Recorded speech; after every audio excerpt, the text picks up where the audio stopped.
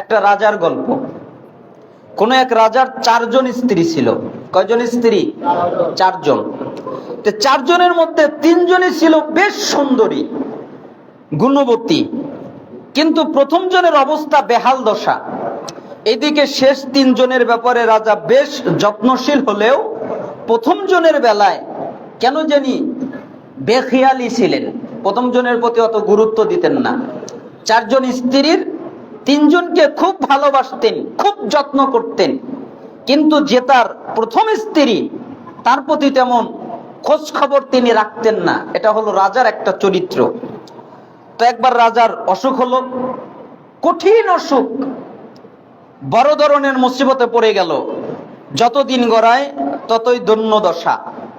দিনকে দিন এতটাই অবনতির দিকে যেতে থাকলো যে লোকেরা বলা বলি শুরু করলো, রাজা বুঝি আর বাঁচবেন না, কখন যেন তার মৃত্যু হয়ে যায়। দরবারের সবাই লেগে পড়লো রাজার সেবা শুশ্রূষায়। কেউ মুখে খাবার তুলে দেয়, কেউ মুখে পানি তুলে দেয়, কেউ পায়ে মালিশ করে, কেউ গা টিপে দেয়। মোট কথা রাজ দরবারের সবাই রাজার সেবায় ব্যস্ত। কিন্তু এত শান, এত শৌকত, এত অনুসারী, এত ভক্ত, এত বিত্ত সম্পদ থাকার পরেও সুস্থতার লেশ মাত্র দেখা মিলছে না। ক্রমেই নাজুক হচ্ছে পরিস্থিতি। রাজার দিনকে দিন শুধু অবনতি হচ্ছে, ভালোর দিকে যাচ্ছে না। অবশেষে একদিন সবার আশঙ্কা ফলল।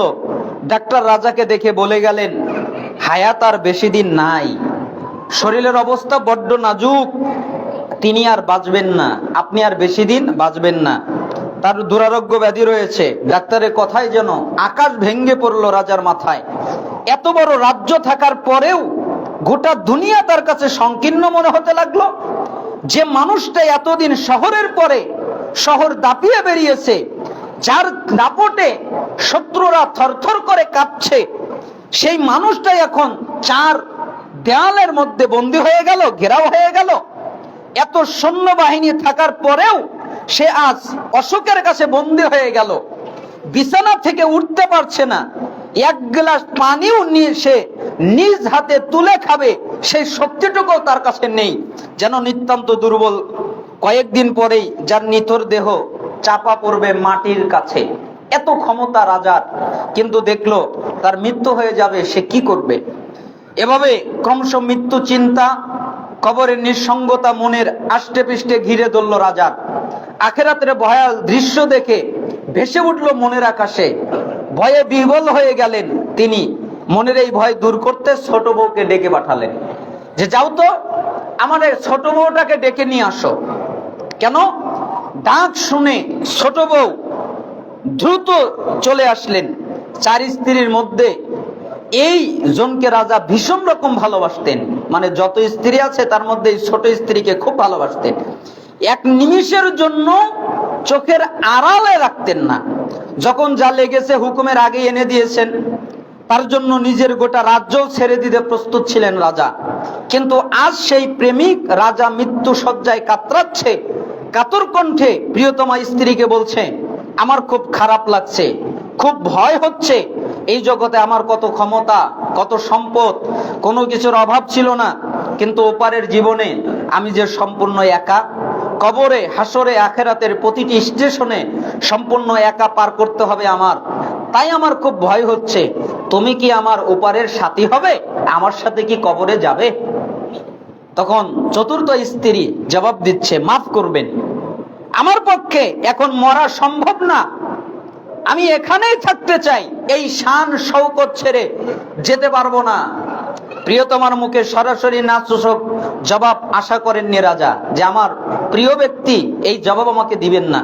তাই কিছুক্ষণের জন্য নির্বাক হয়ে গেলেন। আসলে নিজের কানকে তিনি বিশ্বাস করতে পারছিলেন না।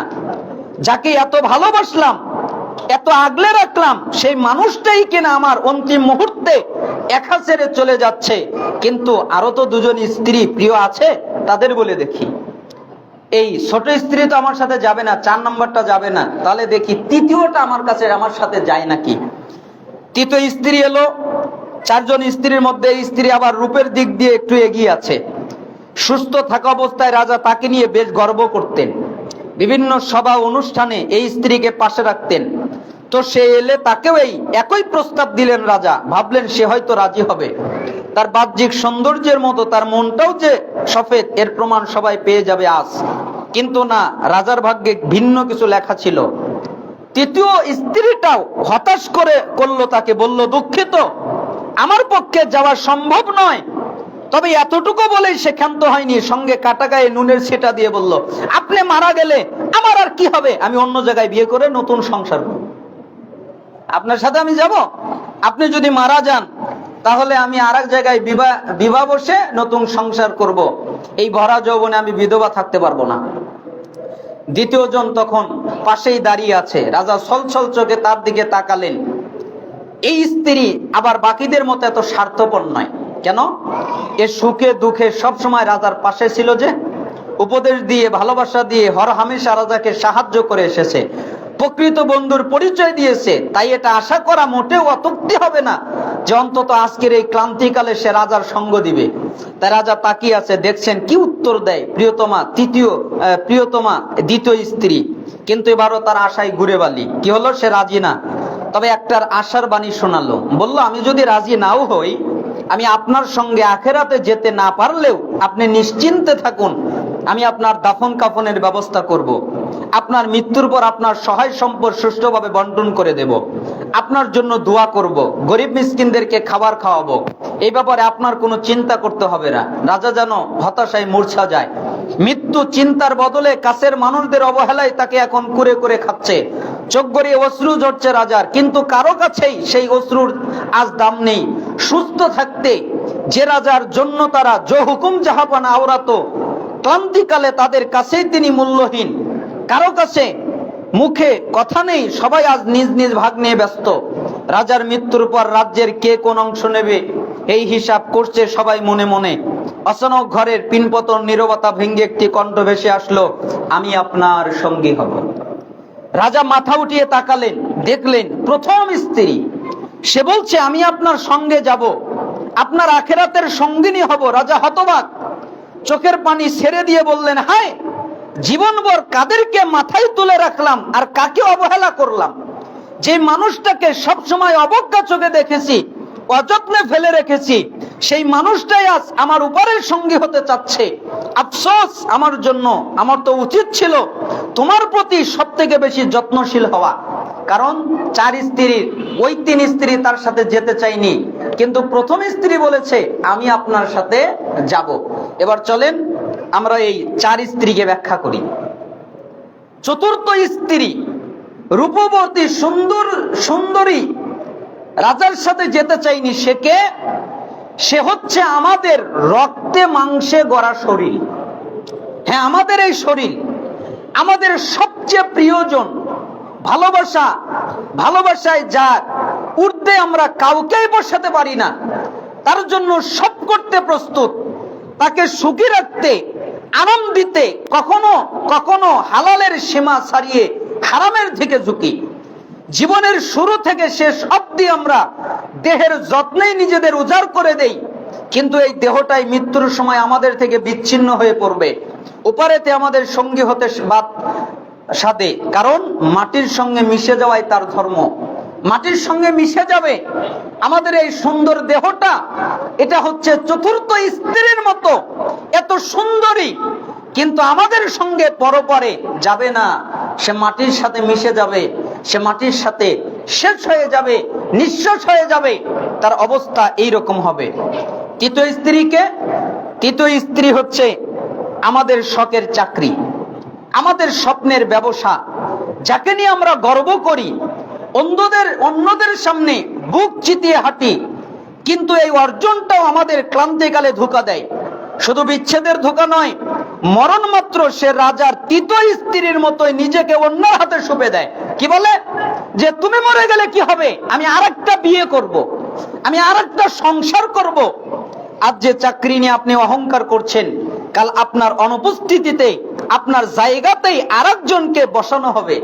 যেই ব্যবসা নিয়ে গর্ব করছেন, মানুষকে তুচ্ছ জ্ঞান করছেন, সেই ব্যবসায় আপনার মৃত্যুর পর অংশীদারদের মাঝে ভাগ হয়ে যাবে। আপনার চেয়ারটা খালি থাকবে না কখনোই, ওটা আরেকজনে নিয়ে নেবে। আপনার ওই স্ত্রীর মতো, তৃতীয় স্ত্রীর মতো কি যে তুমি যদি মারা যাও আমি আর একটা বিয়ে করব, আমি একা থাকবো, ঠিক আপনার চাকরি, আপনার ব্যবসা, আপনার চেয়ার, আপনি যদি মারা যান এটা আপনার থাকবে না, এটা অন্যজনে নিয়ে নিবে। দ্বিতীয় স্ত্রী কেমন? দ্বিতীয় স্ত্রী হলো আমাদের পরিবার পরিজন, আমাদের আত্মীয় স্বজন, প্রিয় বন্ধু বান্ধব। কেন? জীবদ্দশায় তাদের অনেকে আমাদের পাশে থাকে, রাজার দ্বিতীয় স্ত্রীর মতো। তারাও বিপদ আপদে, সুখে দুঃখে আমাদের সঙ্গী হয়, সেরা বন্ধুর পরিচয় দেয়, কিন্তু তারা আমাদের সঙ্গে উপরে যেত অপারক। যেই পরিবার পরিজনকে ভালো রাখতে আমরা দিবানিশি খাটি, মাথার ঘাম পায়ের ঘাম এক করে তাদের মুখে হাসি ফোটাই, যেই বন্ধুদের ছাড়া আমরা লাইফটাই ইম্পসিবল মনে করি, সেই মানুষগুলোই আমাদের মৃত্যুর পর বড়জোর কবর পর্যন্ত যাবে, আমাদের কাফন দাফনের ব্যবস্থা করে দায়িত্ব থেকে অবসর নেবে। এরপর একদিন অন্য মৃতদের মতো তারাও ভুলে যাবে আমাদের কথা। বিশ্বাস করুন, একদিন আপনাকে ছাড়াও পরিবারের মানুষগুলো হাসবে, আপনাকে ছাড়াও বন্ধুদের আড্ডা জমবে, বরং আনন্দ নষ্ট করতে ভুলেও কেউ আপনার নাম পর্যন্ত নিবে না। এটাই বাস্তবতা, এটাই আমাদের জীবনের সম্পর্কগুলোর আসল চেহারা। দ্বিতীয় স্ত্রীর মতো, যে আমি তোমাকে খুব ভালোবাসি, তবে আমি তোমার জন্য একটা উপকার করতে পারি। কি উপকার? তুমি যদি মারা যাও আমি তোমার খাবার দাবারের ব্যবস্থা করব, আমি তোমার দাফনের ব্যবস্থা করব, আমি তোমার এই কাজগুলোর ব্যবস্থা করে দেব, আমি তোমার সম্পত্তি সুষ্ঠুভাবে ব্যয় করব। যেরকম আমাদের আত্মীয় স্বজন, আমাদের মা বাবা, আমাদের সন্তান সন্ততি আমাদের যেই কাজগুলো করে, কিন্তু তারাও কি আমাদের সাথে কবরে যাবে? না। কিন্তু প্রথম স্ত্রী যে বলল কেউ না যাক, আমি আপনার সাথে আসি, সবশেষে প্রথম স্ত্রী জানেন সে কে? ভাবুন তো। হ্যাঁ, সে হলো আমাদের রুহু, আমাদের আত্মা, যাকে আমরা সব থেকে বেশি অবহেলা করি, অযত্নে ফেলে রাখি। রাত দিন রাজার প্রথম স্ত্রীর মতো জীবনের শেষ প্রান্তে এসে গোটা দুনিয়া যখন আমাদের হাত ছেড়ে দেয়, তখন এই রুহই আমাদের সঙ্গী হয়, আখেরাতে পাড়ি জমায় আমাদের সঙ্গে। যার কথা এক জুমাবার, রমজান, লাইলাতুল কদরের মতো স্পেশাল কোনো ধর্মীয় দিন ছাড়া আমরা ভাবার সময়ই পাই না। সেই রুহুটাই আমাদের সঙ্গী হবে আখেরাতের প্রতিটি স্টেশনে। রাজার 4 স্ত্রীর মধ্যে প্রথম জনই তার আসল সম্বল ছিল, বাকি 3 জন দুনিয়ার ভোগবিলাস মাত্র। আসলে এই দুনিয়াটা হচ্ছে আজিজের স্ত্রী জুলেখার মতো, যে নিঃস্বার্থেই আপনার সামনে নিজেকে মেলে ধরবে, আবার স্বার্থ ফুরালেই আপনাকে জেলে পুরবে। ইউসুফ আলাইহিস সালামকে, তাই না, স্বার্থের কারণে নিজেকে মেলে ধরলেন, আর যখন স্বার্থ ফুরালো তখন আবার জেলে পড়লেন।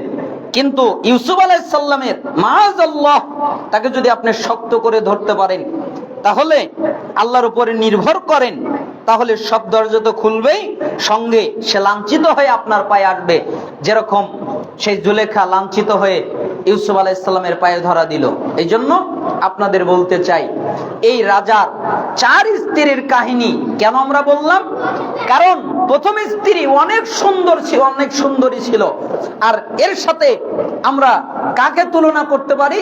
আমাদের দেহ। কারণ যেমন ওই সুন্দরী আমাদের সাথে যাবে না, আমাদের দেহটাও আমাদের সাথে যাবে না, শেষ হয়ে যাবে। দ্বিতীয় স্ত্রীও যাবে না। দ্বিতীয় স্ত্রী কি? দ্বিতীয় স্ত্রী বলল যে তুমি চলে গেলে কি হবে, আমি আরেকটা বিবাহ করব, আরেকটা সংসার করব। এটা আমাদের চাকরির মতো, আমাদের ব্যবসার মতো। যেরকম আমরা যদি দুনিয়া থেকে চলে যাই, আমাদের চাকরি, আমাদের ব্যবসা আরেকজনে নিয়ে নিবে, আমাদের কোনো অধিকারে থাকবে না, এরকম। তৃতীয় স্ত্রী কি বলল? যে তুমি যদি মারা যাও, আমি তোমার সঙ্গে নাও যেতে পারলে আমি অন্তত তোমার কাফন দাফনের ব্যবস্থা করব, আমি তোমার পক্ষ থেকে মানুষকে খাওয়াবো, আমি তোমার পক্ষ থেকে এটা করব সেটা করব, আমি তোমার সম্পত্তি সুষ্ঠুভাবে বন্টন করে দিব। এটা হচ্ছে ওই আমাদের পরিবার পরিজনের মতো, যারা আমাদেরকে বিদায় বেলায় আমাদের সঙ্গে যায় কবর পর্যন্ত, কিন্তু আমাদের সঙ্গে থেকে যায় না, আবার চলে আসে। আর চতুর্থ স্ত্রী, যার লক্ষ্যই রাজা করতেন না, যাকে দেখতেও পারতেন না, যার সেবা শুশ্রূষা করতেন না, যাকে ভালোবাসতেন না, ওই স্ত্রী বলছে যে আমি আপনার সঙ্গে যাব। ওটা হচ্ছে আমাদের রূহ, যার আমরা খবরই নেই না, যার আমরা কোন রকম তোয়াক্কাই করি না, যাকে আমরা সুস্থ করার চিন্তাই করি না, ওই রুহুটাই আমাদের সাথে যাবে। এই জন্য এই ঘটনা থেকে আমরা বুঝতে পারলাম। আল্লাহ সুবহানাহু ওয়া তাআলা আমাদেরকে এই বুঝ নিয়ে মৃত্যুবরণ করার তৌফিক দান করুন এবং এই বুঝ নিয়ে আমাদের সামনে অগ্রসর হওয়ার তৌফিক দান করুন। তার মানে আমাদের নিজের চিন্তা করতে হবে। কার চিন্তা? নিজের চিন্তা মানে কি দেহ? নিজের চিন্তা মানে কি শরীর, হাত পা? এটা নিজে? ওই যে বলে না, আব্দুর রহমান চলে গেছে, আব্দুর রহমানের দেহটা পড়ে আছে। তার মানে আব্দুর রহমান কোনটা? রূহ। তাহলে কার যত্ন নিতে হবে? রূহের যত্ন নিতে হবে, আত্মার যত্ন নিতে হবে, অন্তরের যত্ন নিতে হবে, এই দেহের নয়, এই প্রবৃত্তির নয়। আল্লাহ সুবহানাহু ওয়া তাআলা আমাদেরকে রূহের যত্ন নেওয়ার তৌফিক দান করুন।